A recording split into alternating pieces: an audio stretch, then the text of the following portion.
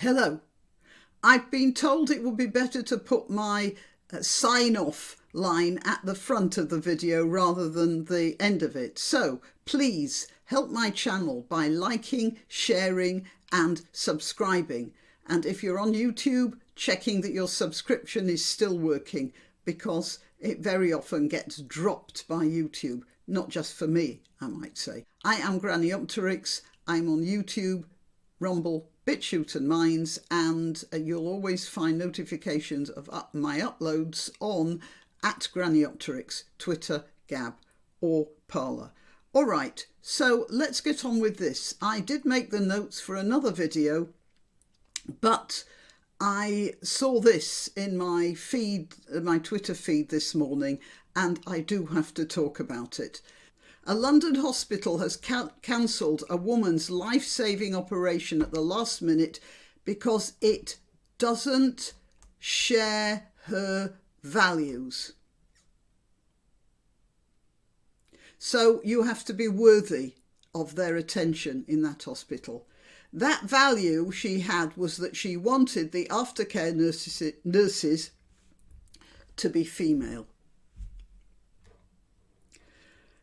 Second part of the thread. Former solicitor Teresa needs urgent, rare and highly complex colorectal surgery. She selected the private Princess Grace Hospital, which specialises in women's healthcare, specifically because she didn't want to be in a mixed sex facility.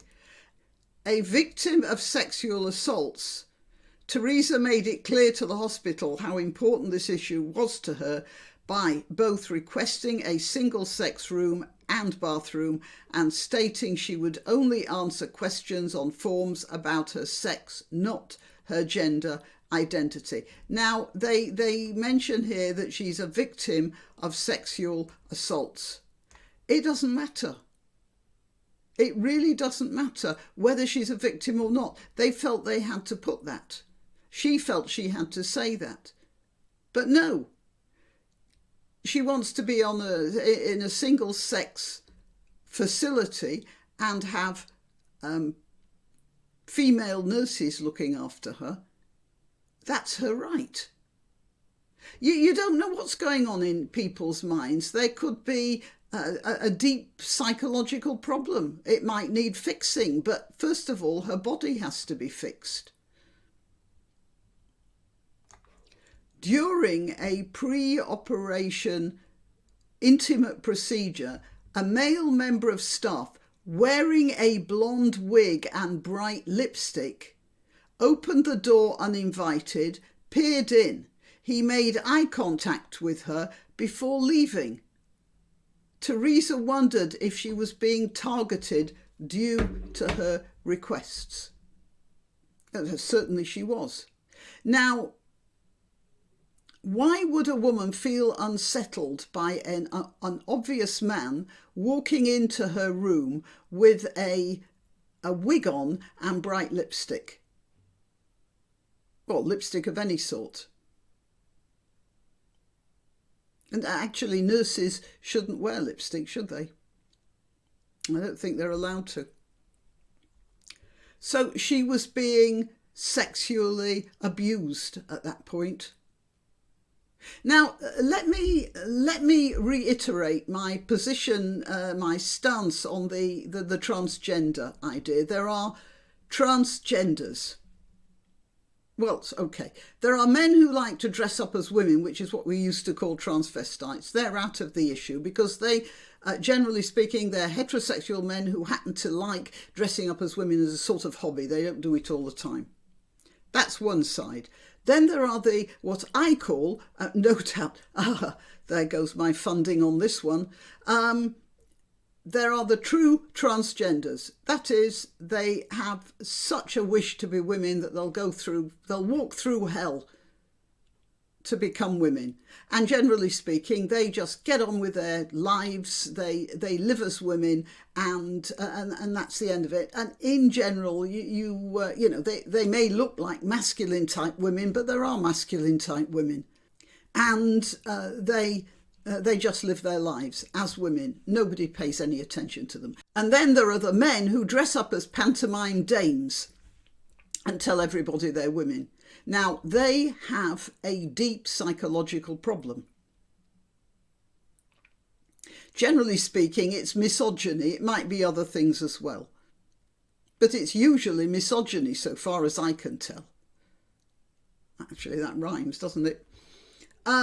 And this was an instance of misogyny here. This pantomime dame stuff, just walking into your room, staring at you and then going out.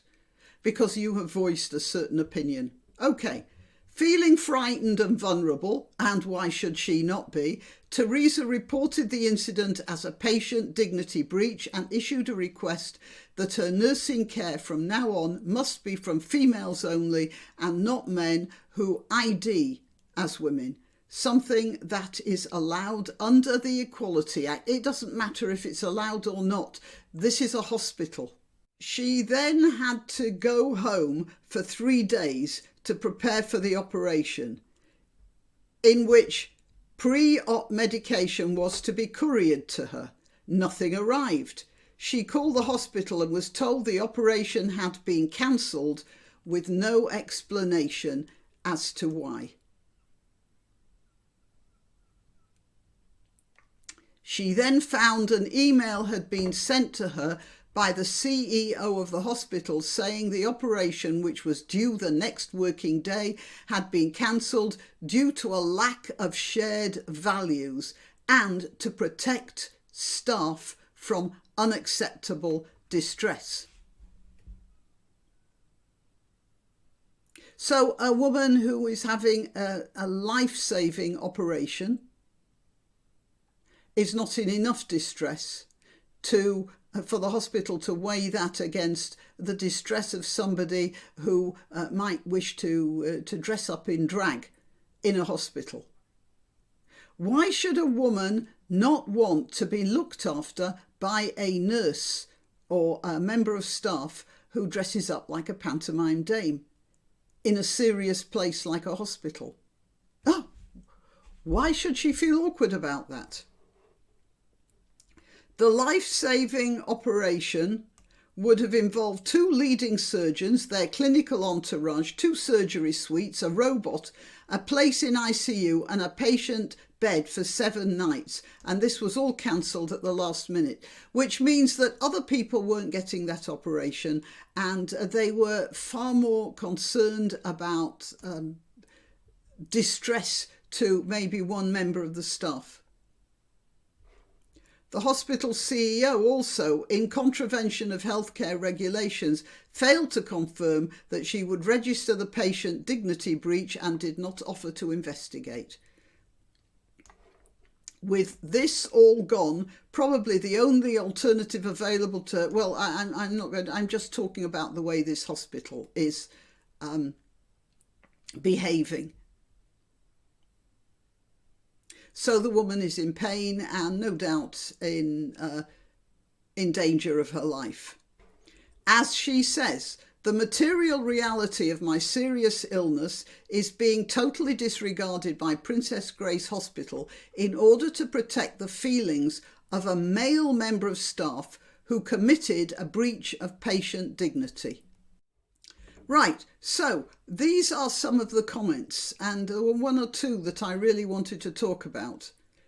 The infringement of her privacy and dignity by the man in his fetish outfit was bad enough, and something no woman should have to go through, but to put her health and life at such a risk to legitimize his paraphilia is barbaric. You see, she calls it paraphilia. I'd say it's misogyny. It's not that the man likes to wear wigs and lipstick. It's that he wants to terrorise women in so doing. This is supposed to be a hospital which looks up. Look, she might be the most unreasonable patient in the world, but she's still a patient they have undertaken to look after her. This person says here, As a registered nurse who is male, I've always respected the rights of a female patient to be treated by someone of the same sex. If not clinically possible, seek informed consent for a chaperone of the same sex. And that's the point. Somewhere further down here, I saw a comment from somebody saying, what if she didn't want to be looked after by a black nurse? Well, there is a difference. And even that could be accommodated, by the way. But there is a difference between a black nurse and a nurse in a fetish outfit. And that people can't see that difference. You wonder where their brains are, really. Oh, here we are. What if she refused to be treated by a black nurse or doctor because she once had a bad experience with a person of colour and extended that one bad experience to all black people? That would be racism and unacceptable. This is no different. Well, it is very different. And it's nothing, and that's why I said before, it's nothing to do with her being sexually assaulted. She is worried about being looked after by someone with a psychological disturbance. Now, although it's quite possible for any nurse to be psychologically disturbed, as we've seen from a recent case where a perfectly white nurse killed babies in her care. So, you know, any nurse could be a murderous monster. But the fact that somebody is walking around in fetish costume is a sure sign of psychological disturbance, and so we know in that case there's no disguise about it. So there is a great deal of difference.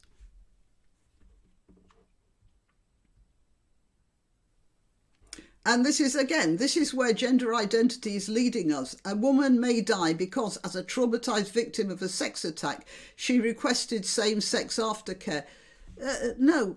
It's got nothing to do with her being, and I wish people wouldn't use that. You don't have to have been a traumatised victim of a sex attack.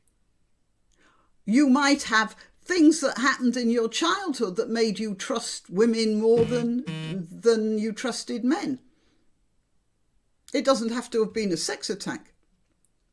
It could have been simply your upbringing, your cultural background, anything along those lines. It is your preference and you are a patient. And that is the only criterion upon which you should be judged. You are ill, you are in a vulnerable state, you might die, you are in pain. That is the only thing that you have to be worried about, or that the hospital has to be worried about. And I am just astonished at how many people have come up with the victim status as a reason. No, that's playing their game. Or the idea that this is no different from refusing to be looked after by a black nurse, which, by the way, is her right as well, although it certainly is not in the same order as being looked after by somebody wearing a wig, a man wearing a wig and lipstick. All right, well, yeah, that's it. As I say, I'm Granniopteryx. I'm on YouTube, BitChute, Rumble and Minds. I let you know when I've uploaded a new video on Twitter, Gab and Parler. And till next time. Why not treat yourself or a favoured relative or friend to these magnificent examples of merch? The mugs and t-shirts come in the Granniopteryx design or Granbo with a firearm or the more deadly knitting needles. Go to www.granniopteryx.com and whatever platform you're watching this on, please click like, subscribe and share.